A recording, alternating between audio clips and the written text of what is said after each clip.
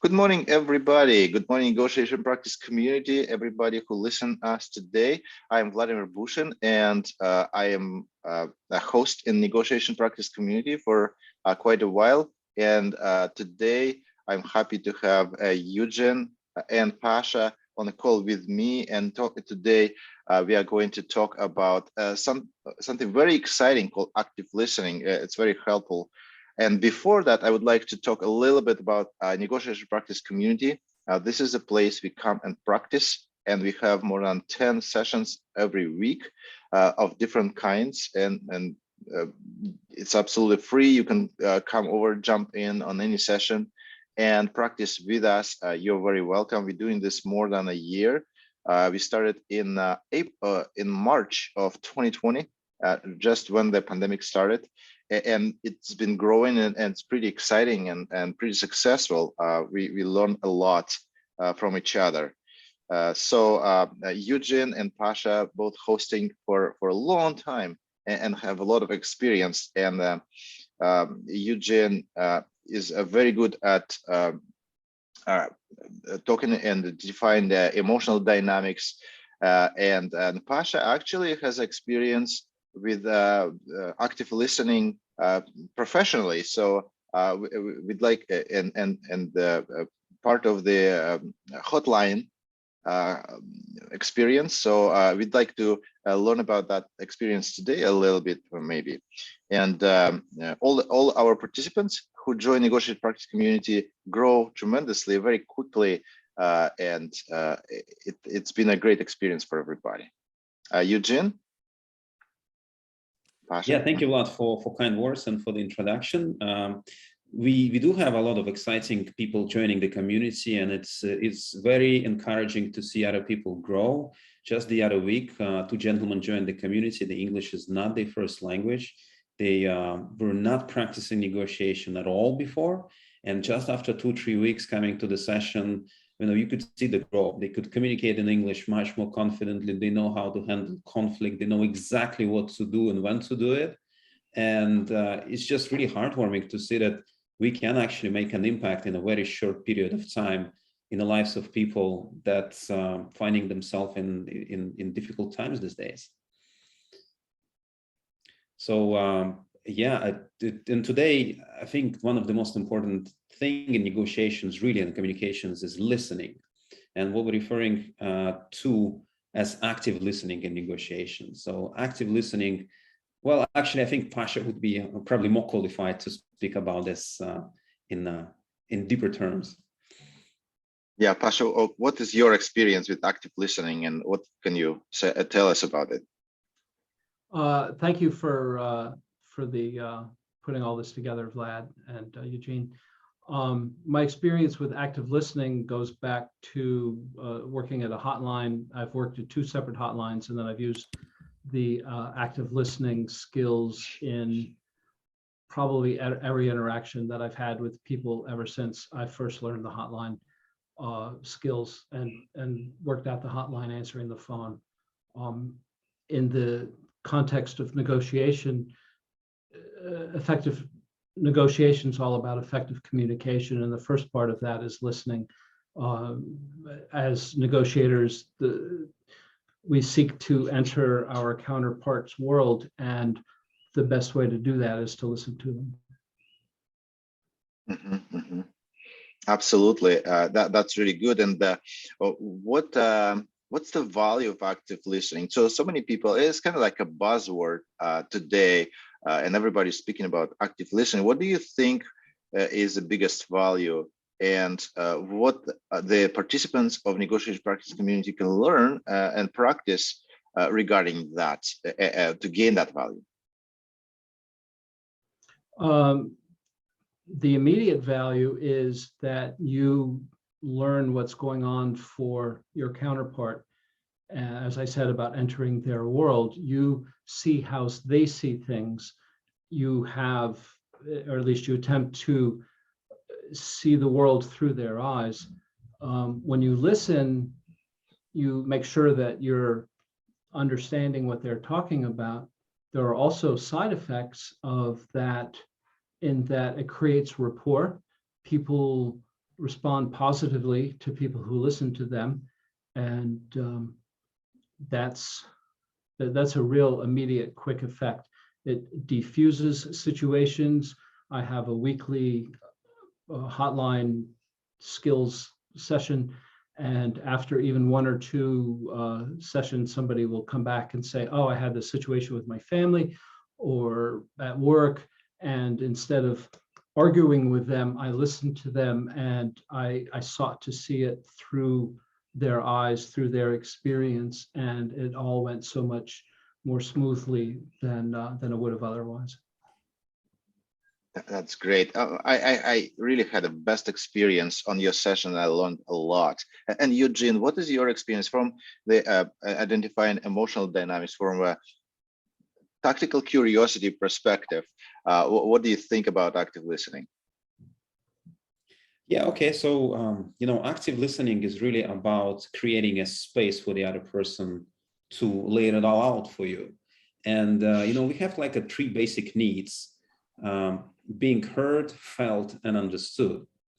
So literally active listening is the big part of this. How do you make other person heard? And for that, you really have to actively listening. What kind of language they're using? What kind of energy they conveying the message? What's the emotional drivers there?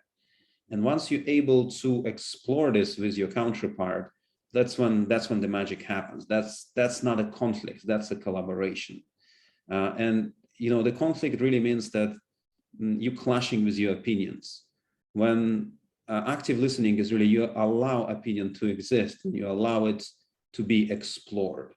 That is my understanding and my perspective on what active listening is and how it could literally help to change the way you communicate with the outside world. Yeah, and thank you, Eugene. It's very insightful. I want to relate to that and say when I go and practice active listening on Thursday night sessions with Pasha, and being on the caller side. So caller side is someone who is helping somebody to practice and being a kind of caller on a hotline. I feel that it's a very good experience. It's very calming and very good experience to be a caller and somebody listening to you and understand you. It feels so empathetic and feels really good. So many people actually experience that and remember how to be how it feels to be a caller and how it feels to receive that kind of service from a listener. What are the ways to create that feeling? What are the ways to practice it? What would you recommend to do for community members and everybody to get better at active listening? Pasha?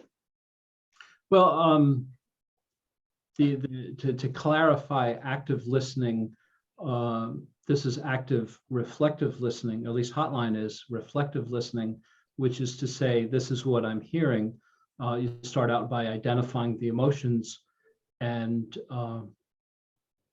actually spend a lot of time being quiet, which might be in a different context called dynamic silence. Here it's nurturing silence, that you create the room for the person to think, to talk, to sort things out. And in a situation where most people, instead of listening, are just waiting for their turn to talk, and somebody might tell a story that's emotional, that's moving for them, and the other person says, yeah, well, what happened one time I went to the airport and TSA, oh my God, it's like, what, didn't you even hear me what I just said?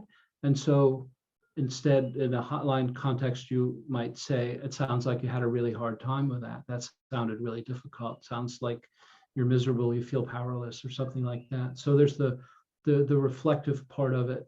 And there are a lot of tools for practicing that you can practice on your own.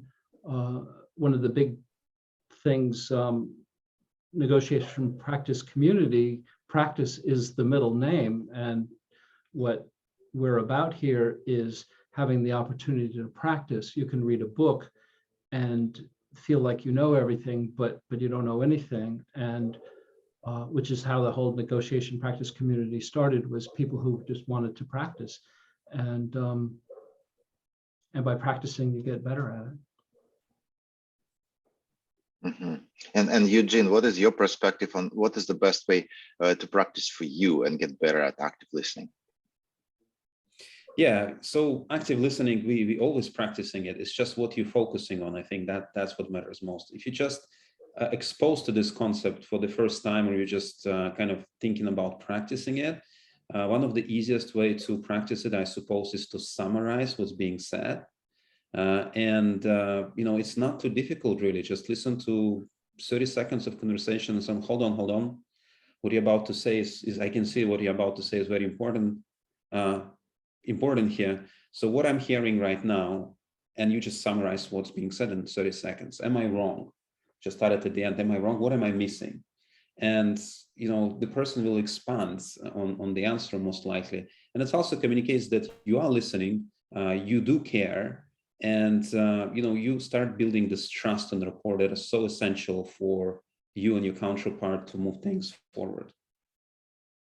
Awesome. That's great advice. I appreciate that, Eugene. And Pasha, what would be one thing that all the practitioners need to keep in mind while practicing active listening? Is there like a rule of thumb that you may recommend? In fact, there is. And thanks to Vlad for coining the term rule 0, is you don't exist. It's all about the caller in a hotline situation.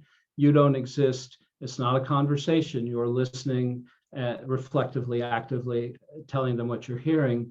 And even after years of experience in the session today, I was role playing with someone. I was the counselor, and I wanted to say, oh yeah, and you know what? And it's like, sounds like you feel very frustrated at your job.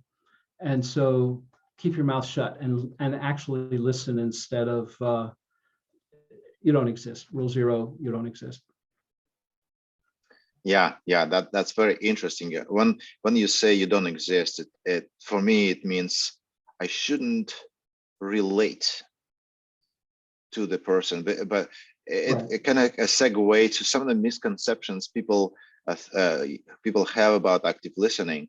I've been to some of the meetups where people say what active listening is and how can we practice, and they put some ideas about this, and they just put there what they think, and many people actually say that, oh, you need to create a friendly environment, and how to create it? Well, you need to share your own experience and see that you're similar. And they start to say, oh, I have the same experience with you, and they start to take the ball and lead the conversation in the wrong direction, in another direction, not necessarily a wrong direction, but another direction. And what I understand that people actually miss the opportunity to explore a little bit deeper of what people feel. And some people use some words as a hint that they feel something strong, but they cannot really say, I'm really pissed off about this. And they say like something lightly like, oh, that was a different experience. But you really need to dig deeper to understand what that means, and put a label or a mirror on that and say, oh, that was different. It seems like you were getting not what you expected, and let people speak more about this. So identifying that. Eugene, from the emotional dynamics perspective, what do you think about this misconceptions and some misunderstandings that people may have about active listening? Yeah, so thank you for the question. So there are a few levels to active listening, the depth of how deep you feel, and there is a lot of articles about this anyone could explore.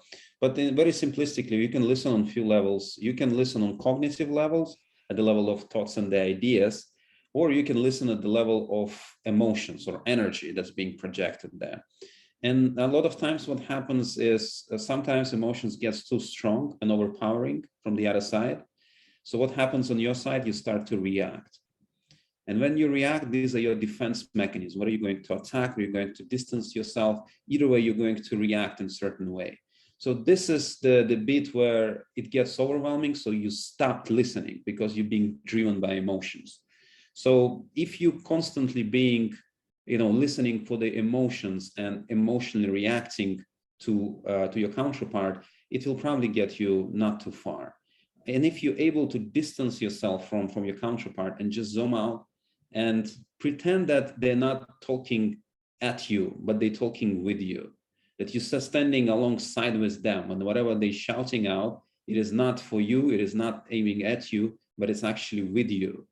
And in this way, if you're able to sustain this state of mind for a longer period of time, you will notice the emotional dynamic of anger, disgust, frustration, it just drains. And that's where the active listening could be very powerful by you just being quiet.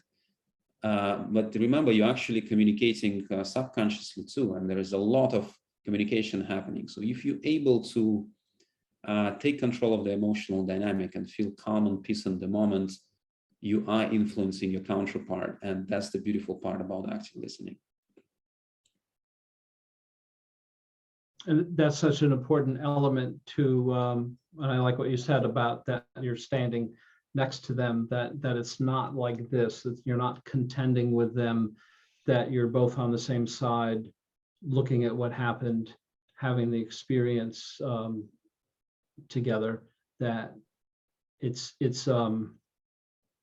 not adversarial or anything like that. It's standing next to each other.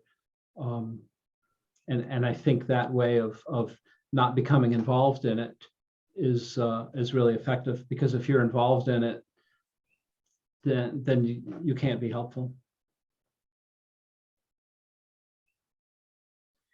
Yeah, a great conversation. Thank you so much for sharing your thoughts. I appreciate that. It was very insightful, and there is more to it. There's a lot of things that we can explore, and we do explore.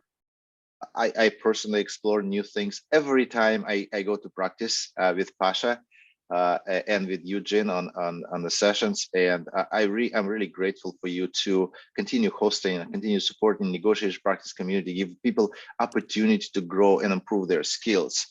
Thank you so much. And I would like to wrap up the session here to invite everyone to the negotiation practice community. Pasha hosting on Thursday evening and also on Wednesday evening for negotiation prep, real negotiation prep, and Eugene hosting on Thursday morning. Actually Thursday morning for the US time. So thank you so much today for you sharing your thoughts. I appreciate that, and we'll talk more about other topics in the future. Thank you, Vlad. Thank you, Vlad, for putting it together.